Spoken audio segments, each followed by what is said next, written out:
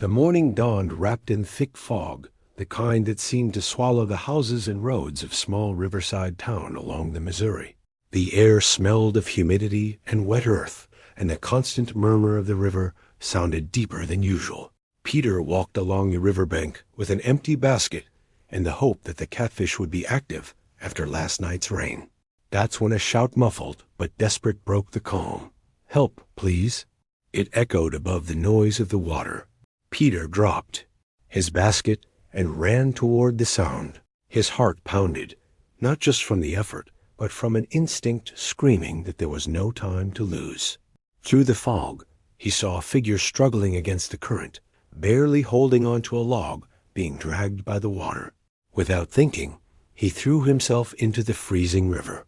The shock of the cold water cut his breath short, but he swam with all his strength, remembering the advice of his late father, "Don't fight the water, move with it." When he reached the man, he felt he was nearly unconscious. His skin was blue from cold, and his lips purple. Peter held him with one arm and pushed himself toward the bank with the other. It seemed like an eternity before they reached shore. They coughed and gasped, and the stranger lay on the wet ground with his eyes closed. "Sir, can you hear me?" Peter asked, giving him gentle pats on the face. The man barely opened his eyes, murmuring something Peter couldn't understand. Peter didn't waste time. He carried the man as best he could and walked toward his house. Along the way, the small town was beginning to wake up. Vendors were opening their food stalls. The aroma of coffee mixed with fresh market flowers. Some looked at him with curiosity. Others made the sign of the cross, seeing the soaked man. At the door, Aunt Rosario rushed out alarmed. "My God, Peter, what happened?" "I pulled him from the river." "I don't know who he is," Peter replied, laying the stranger on a mat near the fireplace. Rosario put a blanket over him and offered him warm herbal drink, though the man could barely hold the cup. "We can't leave him like this. We should tell old Mr. Aurelio. He knows what to do," she said firmly. Peter, still shaken, felt a strange uneasiness. It wasn't just the rescue. There was something in this man's eyes, a brightness that wasn't common, as if in his gaze there was both calm and storm at the same time. That day, as the fog lifted and the sun illuminated the red roofs of the town, Peter didn't imagine that this encounter would change his life forever. Subscribe to not miss what happens next in this incredible story. While the man rested, Peter stepped out into the yard. The bird songs were gradually returning, and the aroma of freshly baked sweet bread reminded him of the normalcy that was about to be shattered. He felt a mix of pride for having saved a life and fear of not knowing who he had brought into his home. Rosario called from inside. "Peter, come, I think." "He's trying to say something." As he approached, he heard a whisper. He didn't understand the words, but the voice was soft, deep, with an indefinable accent. The man looked at him intently, and then closed his eyes as if needing to sleep for ages. Peter sat beside him with his gaze fixed on the fireplace flames, not knowing that the true mystery had just begun. The stranger spent the entire night wrapped in blankets, breathing with difficulty while the crackling of the fire filled the kitchen with comforting warmth.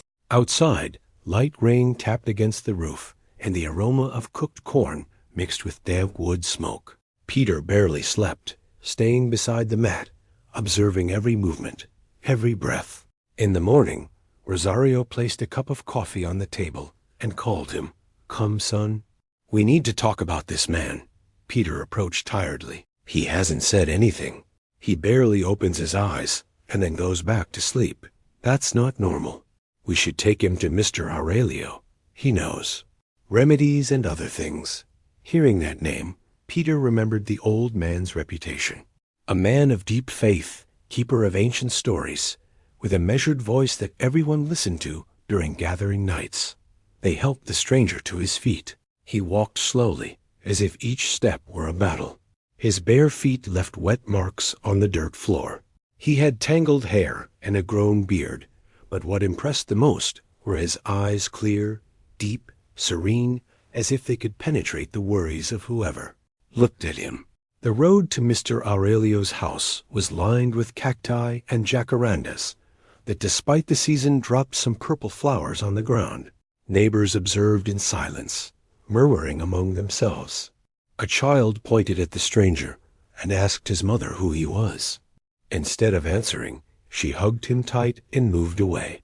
When they arrived, old Mr. Aurelio was sitting in his rocking chair looking at the horizon. "Good morning, Mr. Aurelio," Rosario greeted. "We've brought someone who needs her help."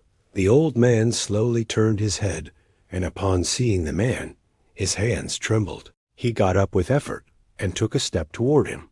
"That man," he whispered with a broken voice, "that man is Jesus." Silence fell like a heavy blanket. Peter felt a chill run down his spine. "Mr. Aurelio, please," he said, trying to smile to hide the tension. "Don't say that. It's just someone I pulled from the river. No, Peter, I've seen him before.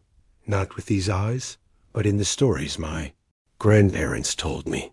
The stranger watched them without denying or confirming anything. He simply closed his eyes for a moment, as if accepting those words without needing to argue about them. Rosario, with a frown, spoke. "Whoever he is, he's weak. Can you help him? I can give him infusions, but what he needs goes beyond my reach," the old man answered. "However, I believe he's not here by accident." Peter felt a mix of discomfort and curiosity. That phrase kept repeating in his head. Not by accident. On the way back home, the town seemed more restless. Some neighbors asked in low voices. Others observed from windows. Peter avoided answering. He didn't want to feed rumors. However, something about the way the man looked at every detail of the woven baskets, the bright colors of the blankets, the bird songs, gave Peter the feeling that he was seeing the world for the first time, or perhaps saying goodbye to it. Back at home, Rosario served chicken broth. The stranger ate slowly, thanking them with a slight bow of his head. Then he spoke his first clear words since arriving. "Thank you for saving me." His voice was deep, measured, and had a tone that made Peter drop his spoon on the plate. "It was nothing. Anyone would have done the same," he replied, though he knew that not everyone in town would have thrown themselves into the river for a stranger. That night, while the fire illuminated the walls, Peter felt that the everyday life of the town had changed without anyone knowing. How? He didn't understand who this man was or why he stirred up so much mystery. But one thing was certain. Something big was about to happen, and he was in the center of it. The dawn brought a clear sky, and the sun illuminated the cobblestone streets with golden brilliance. The air was filled with the aroma of freshly baked bread and coffee, and the church bells rang softly to announce Sunday Mass. Peter thought it would be a normal day, but soon discovered that something was changing. Nameless Man had woken early, and without Peter or Rosario noticing, he went for a walk through the town. Peter found him in the square, surrounded by a few curious onlookers. Beside him, a woman held a 6-year-old boy, pale and with high fever. She explained with a trembling voice that he hadn't eaten in days, and the nearest doctor was in another county, too far away for an emergency transport. Peter felt the urge to intervene, but stopped when he saw the stranger kneel before the child. He placed his hand on the boy's forehead and murmured soft words, barely audible, in a language Peter didn't recognize. The child stopped trembling. His breathing became calmer, and he opened his eyes with a weak smile. The mother, shocked, hugged him with tears in her eyes. "What did you do to him?" Peter asked, approaching cautiously. "I just gave him some peace," the man answered with that calm that seemed not to belong to this world. The news spread like wildfire. By afternoon, several people approached Peter's house looking for the stranger. An elderly woman with chronic pain, a young man with an injured leg, a woman with sleep problems. Not everyone was seeking physical healing. Some just wanted to hear his voice, which transmitted a serenity difficult to explain. In the kitchen, while Rosario prepared tortillas, she whispered to Peter, "This isn't normal. People are starting to talk, and not everyone will say good things. I know, Aunt, but I can't tell him to leave if he's really helping. Peter was torn between pride in seeing someone relieve his neighbors, suffering and fear that the rumors would get out of control. In a small town, stories grow fast, and not always fairly. That evening, returning from the square, Peter found a group gathered near the church. Some were discussing heatedly whether the man was a messenger from God or a dangerous charlatan. "I saw it with my own eyes," said the boy's mother. "My son was gravely ill, and now he's playing at home." Or, "Maybe it was pure coincidence," another replied with suspicion. "Don't let yourselves be fooled. Miracles don't happen anymore." Peter preferred not to intervene. He knew any word would be interpreted as proof or against. He walked back home with the weight of those conversations in his mind. At the entrance, the stranger was waiting, sitting and looking at the stars. "Today the town spoke much about you," Peter commented, trying to sound neutral. "I don't worry about what they say," the man answered without looking away from the sky. "What matters is what they feel." The phrase floated in Peter's mind. For the first time he wondered if it was really possible that this man was something more than a simple stranger.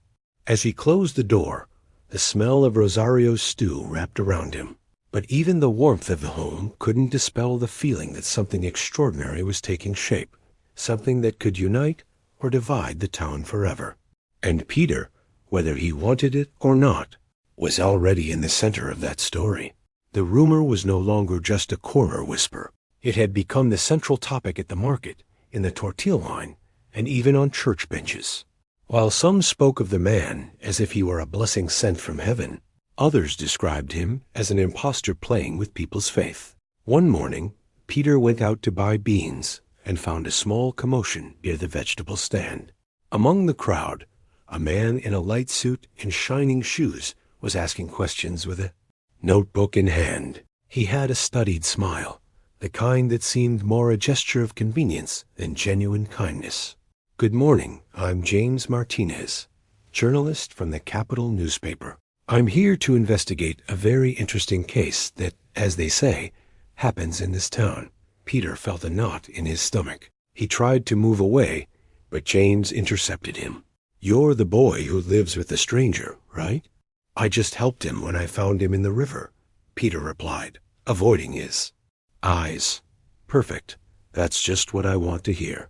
Tell me everything from the beginning," the journalist insisted, pulling out a recorder. Peter shook his head. "There's nothing to tell that you can't ask him directly." James smiled with a mocking gleam in his eyes. "Believe me, young man, sometimes the juiciest stories don't come from the protagonists, but from those close by." On returning home, Peter saw two unfamiliar men talking with Rosario. She explained that they'd arrived from another town supposedly seeking help, but kept asking uncomfortable questions about the stranger's past. Peter felt the atmosphere changing. These weren't just curious visitors. Now there were those who seemed to want to find something to discredit him. That afternoon in the square, the journalist joined a heated discussion group. "This guy isn't a saint. He's a charlatan exploiting people's credulity," said a tall man in a palm hat. "That's a lie," responded the boy's mother, who had been healed. "What?" "I saw with my own eyes wasn't a trick."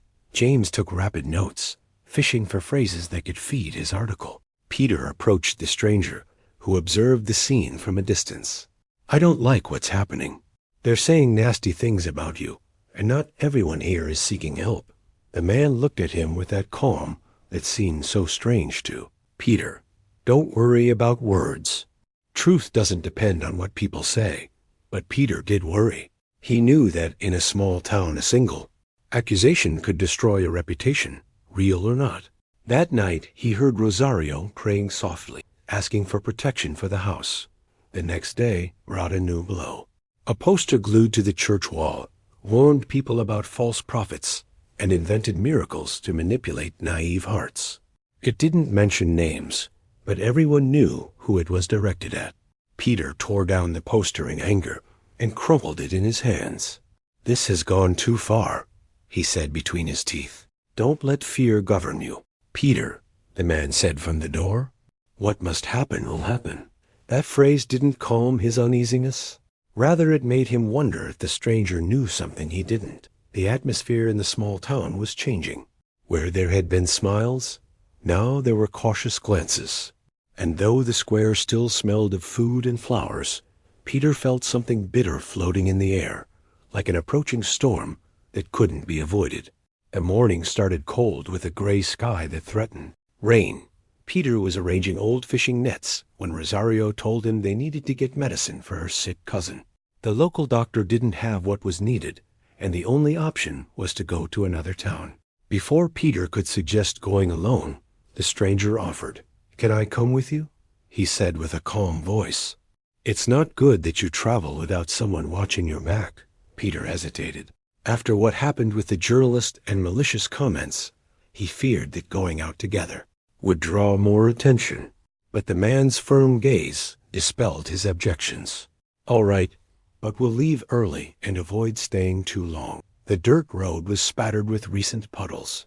At each step, mud stuck to their boots. The air smelled of wet grass, and occasionally the distant cry of a rooster was heard. They walked in silence until reaching the highway, where a beat-up truck took them for several miles. In the larger town, the bustle was different from the small one. Streets full of street vendors, horns announcing deals, smells of corn and gasoline. Peter felt a bit overwhelmed, but the stranger seemed to move as if he knew every corner. They bought the medicine and were about to return when they heard crying near a plaza. Several families with exhausted faces had set up camp under improvised tarps. Their clothes were stained with mud, and the children played barefoot in muddy puddles. Peter approached a woman to ask what happened.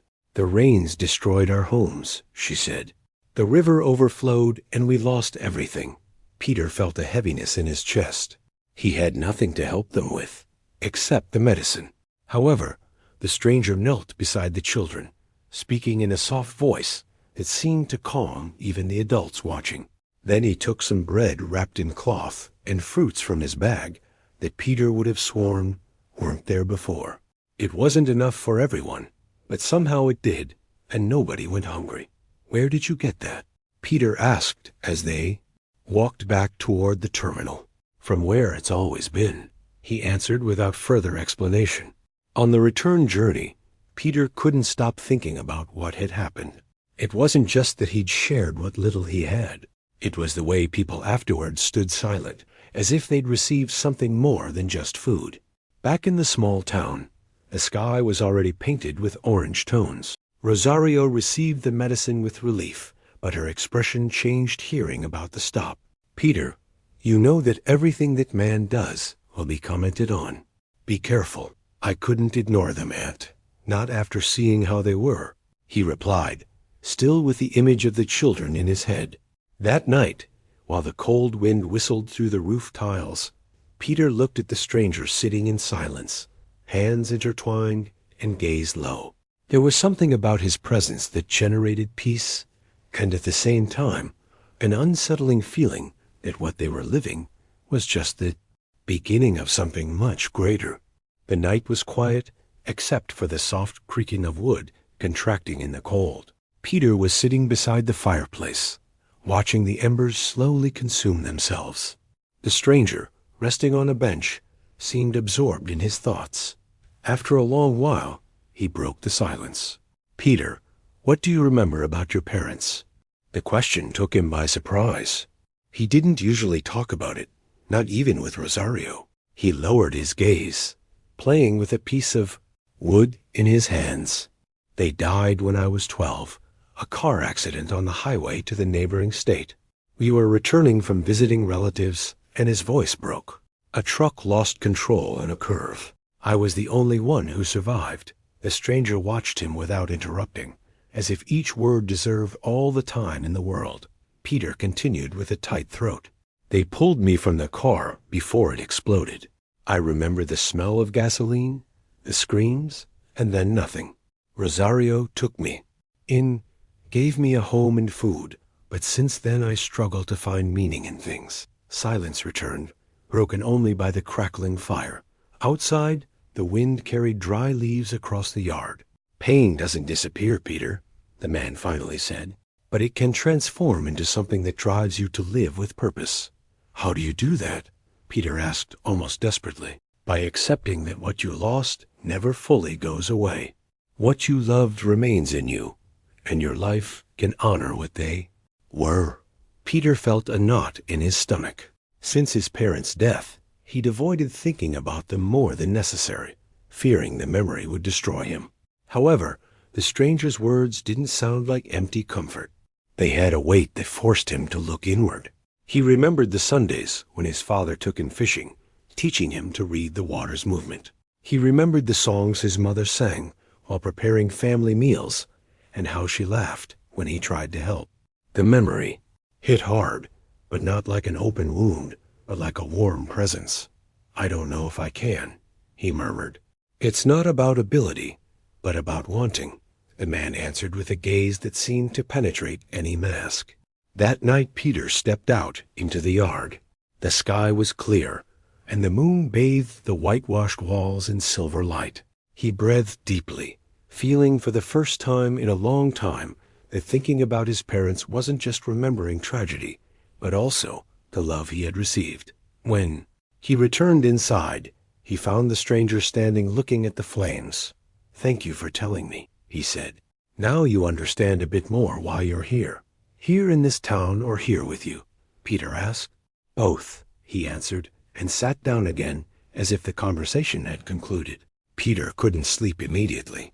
He stayed awake, replaying each word. Something deep inside him began to move, as if those old wounds were finally beginning to transform into something else. The first signs began subtly, almost like coincidences that no one dared to name aloud. One morning, Peter went out early to the field and met an old farmer who used to lament his dried crops. That time, instead, he smiled while showing thick golden ears of corn. "This isn't normal, Peter," he said. "A week ago they were withering, and now look at them. It hasn't even rained that much." Peter didn't respond, but his mind immediately returned to the stranger who had passed by that same land days before, talking with the farmer about the earth's patience. Shortly after, in old woman's house, the sick goat that everyone had given up for lost stood up and ate as if nothing had happened. The elderly woman swore the man had stroked its head and whispered some words before leaving. The rumors grew again, though not with the same tone as before. Some called it a miracle, others superstition. However, the intrigue was so strong that a group of visitors arrived in town led by a preacher and a nun.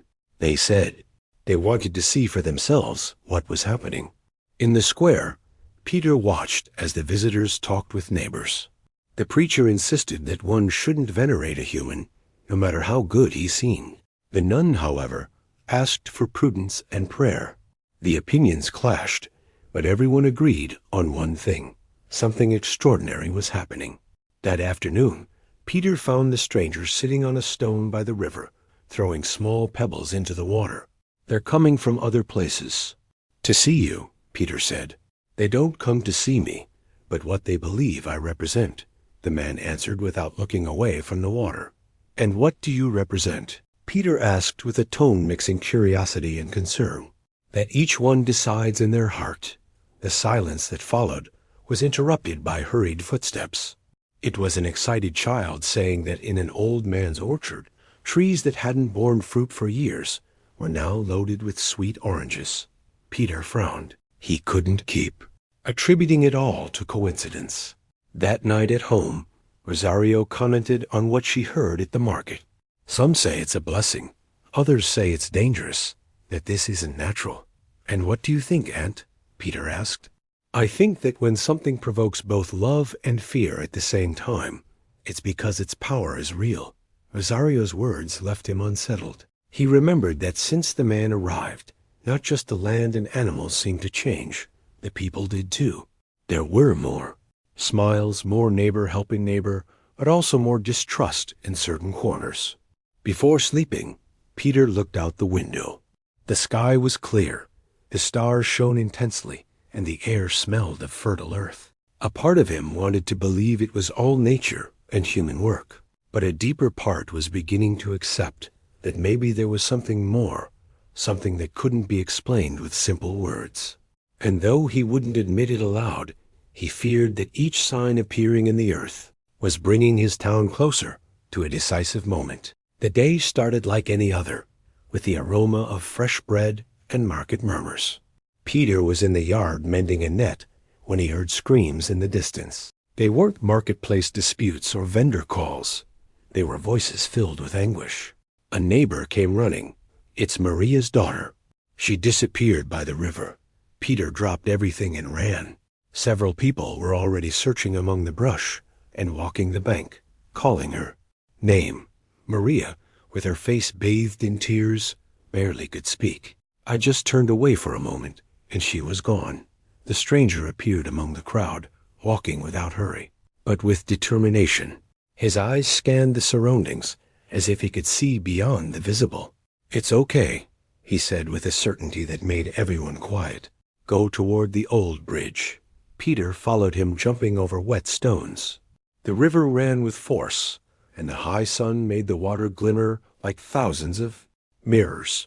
Reaching the bridge, the man bent down and called softly, like speaking to a friend. From the shadows, the girl walked out with her wet dress, but unharmed. Maria ran to embrace her, crying and laughing at the same time. Where were you? She asked through sobs. Playing with a man who took care of me, and then told me to follow the voice. The small girl replied, pointing to the stranger. The murmur among the people became a wave of comments. Some made the sign of the cross. Others looked at each other with doubt. A man with crossed arms said loudly, "This is too much." Who knows what trick he used? Peter felt the tension in the air. He knew this rescue, far from calming doubts, would intensify them. Walking back to town, he heard fragments of conversations. It's a miracle. No, it's pure manipulation. What if old Mr. Aurelio was right? At home, Rosario served him hot tea to calm the chill from the river. Peter, still impressed, looked at the man. How did you know where she was? I didn't know, he answered. I just listened. Peter frowned. Listened to what? The calling. That answer, instead of clarifying, left Peter with more questions. However, something inside told him that even if the man wanted to, he couldn't fully explain what he did. When night fell, the town was divided. Some organized a mass in thanksgiving for the rescue. Others met secretly to discuss how to prevent the stranger from continuing to confuse the people. Peter felt the weight of being in the middle of two opposing forces. On one hand, the gratitude and renewed faith of many neighbors. On the other, the fear and suspicion growing daily. That night, preparing to sleep, he heard Rosario's voice from the kitchen. Peter, what happened today will test more than the town's faith. It will test yours too. He didn't respond. He knew she was right.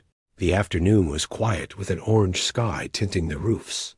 Peter had decided to visit old Mr. Aurelio, hoping to find answers that would calm the whirlwind of doubts pursuing him since the girl's rescue. He found the old man sitting in his rocking chair, looking toward the horizon.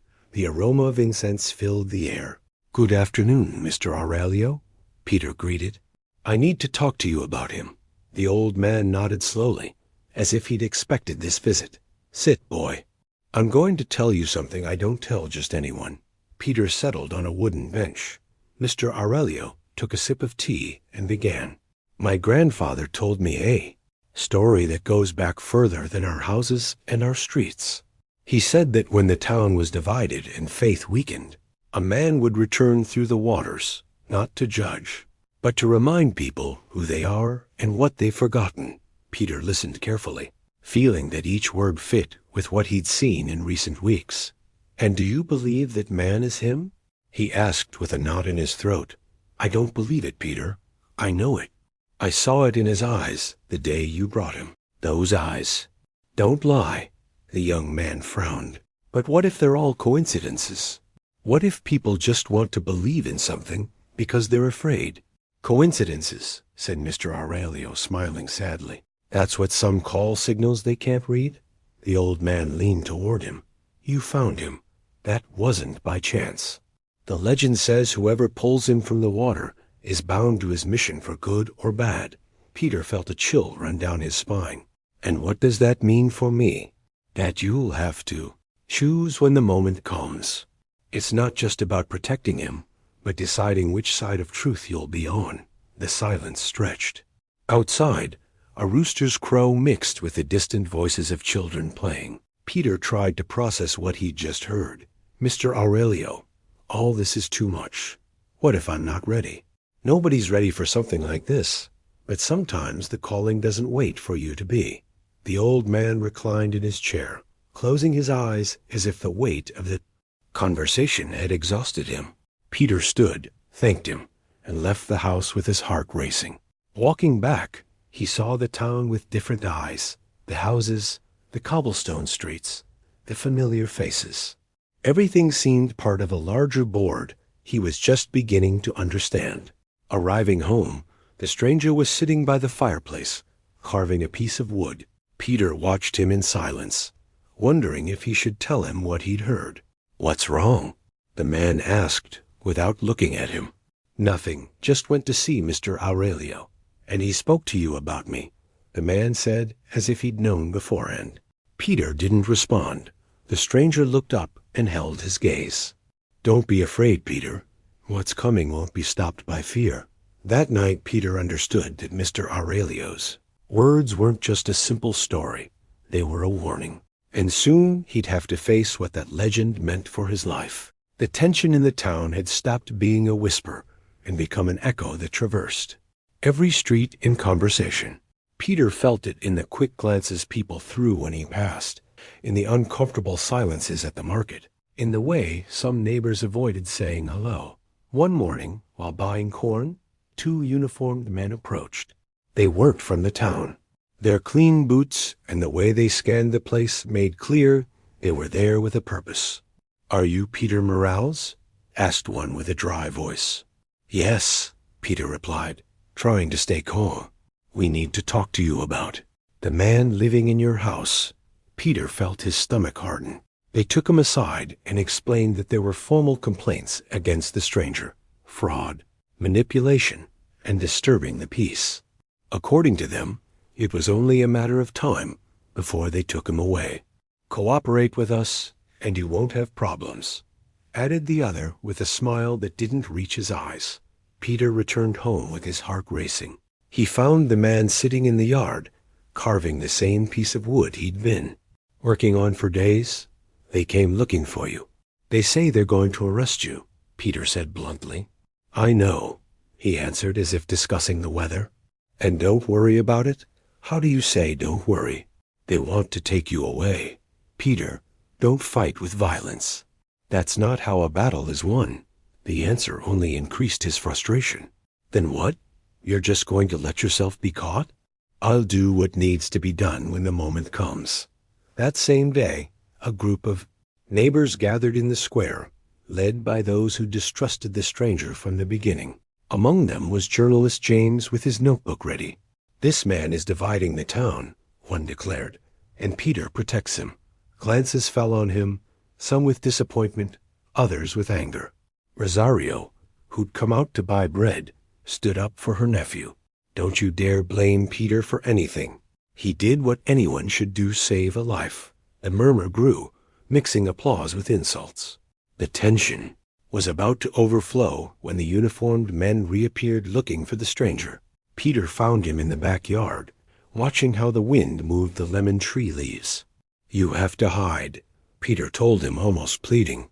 "I didn't come to hide." The voices from the street grew closer. Peter felt time running out. His mind searched for a way out, but the man seemed unmoved, as if nothing could alter his calm. When the officers entered, he stood, looked at Peter, and put a hand on his shoulder. "Trust, whatever happens." There was no struggle or screaming, just a silent exchange of glances before they escorted him out. Peter, powerless, watched as the town became even more divided. Some followed him with respect, others with hostility. That night, the town seemed like another place. House lights went out early, and the silence had a strange weight. Peter didn't know if the next day the man would still be there, or if they'd taken him far away forever. All he knew was that, for the first time, he felt that everything he'd lived so far was pushing him toward a decision he couldn't avoid much longer. Peter didn't sleep that night. Images of the stranger escorted by uniformed men repeated in his mind like an open wound. But at dawn, he heard a soft knock on the window. He opened it and saw him standing there with the same calm as always. "We're leaving," he said. "To the capital." Peter didn't ask how he'd gotten out. He took a backpack with essentials and followed down a little used path lined with agave and cacti. The fresh morning air carried the aroma of damp earth, and the first sun rays painted the hills gold.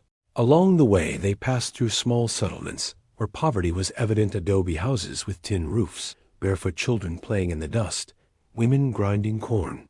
In each place, the stranger stopped. He promised nothing, but listened, touched shoulders gently, shared bread or words of encouragement. Peter noticed that after his passing, the faces of those people were lit by a spark of hope. On one section of the path, they met an elderly man carrying a sack of corn too heavy for his bent back. Peter rushed to help, but the stranger was already holding the other end. "Thank you, son," said the old man. "My grandchildren will eat today." Further ahead, at a village entrance, a woman asked them for water. Peter searched his canteen, but it was nearly empty. The stranger offered his, and though Peter was sure only a sip remained, the woman drank until satisfied. When she returned it, the container seemed equally full. Peter said nothing, but his mind kept asking how it was possible. As evening fell, they reached the outskirts of the capital. The bustle was greater than in the smaller town. Vendors, shouting deals, aromas of roasted corn and chiles, hurried pedestrians. There the stranger stopped in front of a woman selling withered flowers. "Why don't you sell fresh ones?" he asked. "Because the water from the canal is contaminated and my plants die quickly," she answered. The man took one withered flower, held it between his hands, and before Peter's astonished eyes, the petals recovered their vivid color. The woman, with tears, gave him an entire bouquet. That night they slept in a small room Peter got in exchange for helping in a food establishment kitchen. While washing dishes, he heard customers talking about a stranger traveling towns helping people. Some spoke with admiration, others with distrust. Lying down, Peter watched, the stranger looking out the open window at the street. "You can't keep going like this. They're looking for you." "It's not about me, Peter. It's about what each person decides to do with what they see." Peter remained silent. He knew those words were deeper than they seemed, but he couldn't yet grasp their reach. All that was clear was that as long as he stayed by his side, his life would never be the same. The morning in the capital dawned clear with distant bells and the aroma of sweet bread floating from nearby bakeries. Peter woke early, but found the stranger already awake, sitting by the window watching the city come to life. "Soon I'll leave," he said suddenly, without looking away from the street. Peter felt a jolt. "Leave? Where to?" "Where I need to be. My path doesn't stop in one place." Peter remained silent, feeling a weight in his chest. Since he'd pulled him from the river, his life had filled with questions, but also with a sense he'd never known before. The idea of seeing him disappear caused a void difficult to explain. They left to walk the cobblestone streets. On one corner, a young musician played a worn guitar. His voice was beautiful, but the open case at his feet was empty. The stranger left a coin and told him, "Don't stop playing, even if no one listens." Sometimes music reaches where words don't. Further ahead, they passed a fruit stand. The vendor, with an exhausted expression, complained that her children were sick. The stranger gave her a few words and a smile. Peter noticed that afterward the woman seemed lighter, as if she'd left an invisible burden behind. At noon, they sat in a small plaza. Peter couldn't contain his doubts anymore. "I don't understand why you're leaving. After everything you've done, after what the town has lived, why not stay and keep helping?" The man looked at him calmly. "Because I didn't come to stay, but to show you that you can too." Peter lowered his gaze. I'm not like you. Nobody is like someone else. Peter, but everyone can choose. The words floated between them. Peter remembered Mr. Aurelio's story, the crops that flourished again, the rescued girl, the families. He felt that everything pointed to this moment, deciding who he wanted to be. That afternoon, they returned to the establishment. While helping in the kitchen, Peter kept thinking. He could go back to the small town and live quietly, or stay with the question of what would have happened if he kept walking. Before sleeping, the stranger approached. When dawn comes, I'll leave. If you decide to come, walk toward the east. If you decide to stay, take good care of what you learned. Peter nodded. But that night, he couldn't close his eyes. He heard the sounds of the city, the cry of a distant drunk, and the echo of the man's words resonating in his mind. He didn't know what he'd do when dawn came, but understood that any choice would change his life forever. Dawn found Peter still awake. He'd spent the entire night listening to the city sounds, but with his mind on the town. He didn't know when he'd decided, only that as the sun started lighting the roofs, he was walking toward the east. The stranger was waiting on a corner, as if he'd known Peter would arrive. They said nothing, simply began the journey back to the small town. Though long, the road seemed lighter than before. There was silence between them, but it wasn't uncomfortable. Each step spoke for itself. When they reached the town's edges, Peter noticed something was different. The plaza seemed emptier and the air heavier. Some neighbors watched from a distance. Others hid when they saw them pass.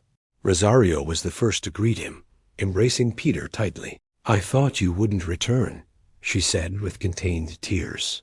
I'm here, Aunt. The stranger, however, didn't stop.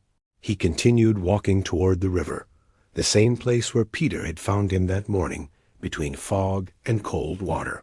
Peter followed, feeling something definitive was about to happen. The water ran calmly, reflecting the clear sky. The man stopped on the same stone where Peter had laid him to help him breathe. Everything begins and ends here, he said, looking at the stream. You don't have to leave, Peter replied with a voice more pleading than he'd intended. Yes, Peter, my time here is finished. The young man swallowed hard. You'll return. Not the way you hope, but each time you choose to help, I'll be with you. Peter felt a strange warmth in his chest, a mix of sadness and gratitude. The man took steps toward the water and turned one last time. Thank you for saving me that day and for saving yourself by accepting me. Then he walked into the river. Peter waited to see him struggle against the current, but he didn't. The water seemed to open at his passing, enveloping him gently. Within seconds, the figure faded as if the stream had absorbed it without leaving a trace. Peter stayed there with the water's murmur filling the silence. He didn't know how much time passed before Rosario found him. Did he leave? She asked. Yes, but not completely. He looked at the horizon, remembering each moment since that rescue. He knew his life would never be the same.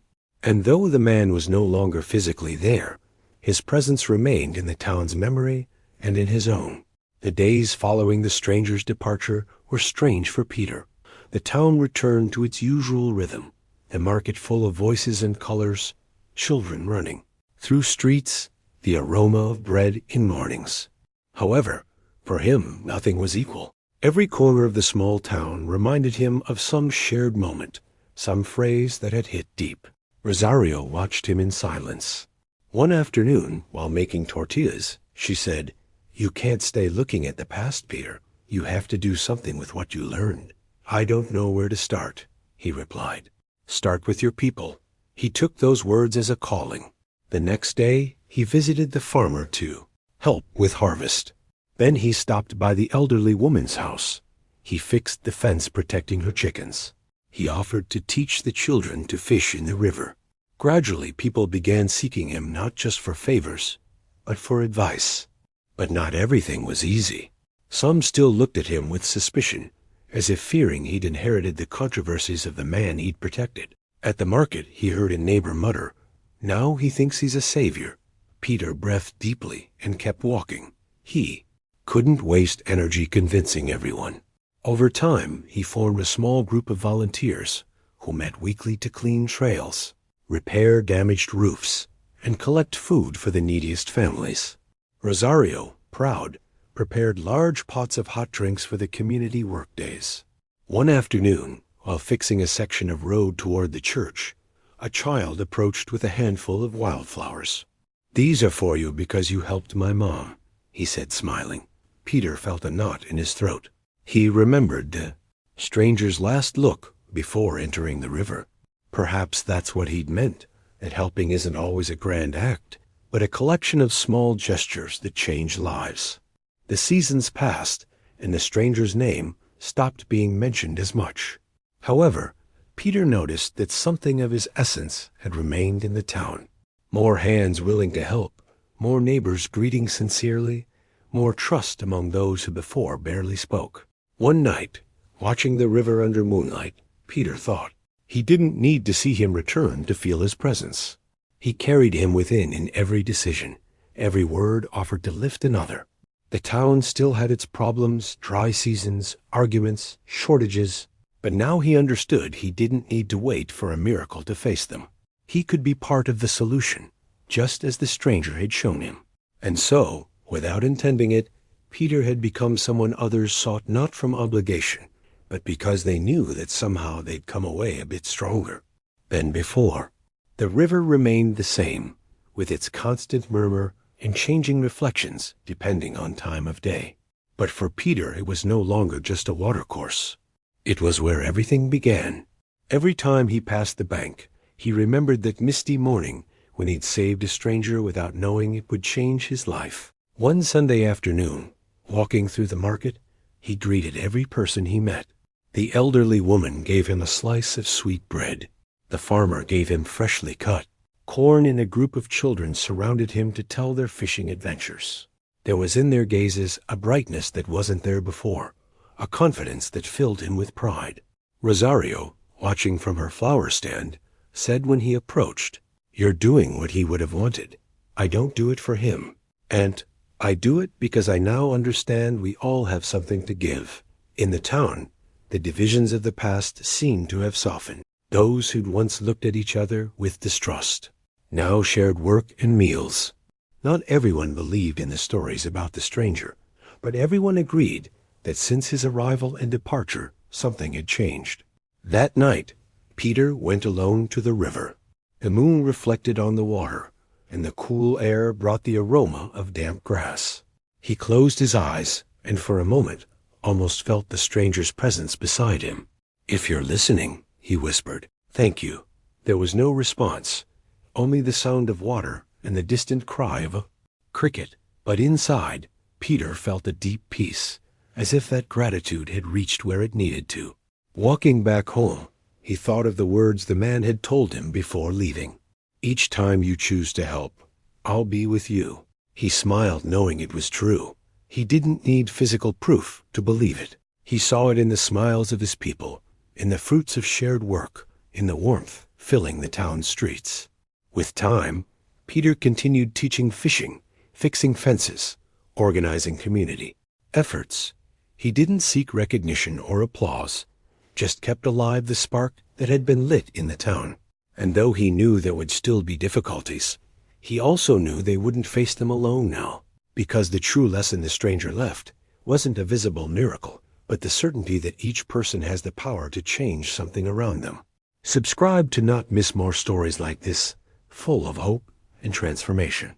And if you want to follow this journey, click now on the video appearing on your screen. There waits another story that, like this one, could change how you see the world.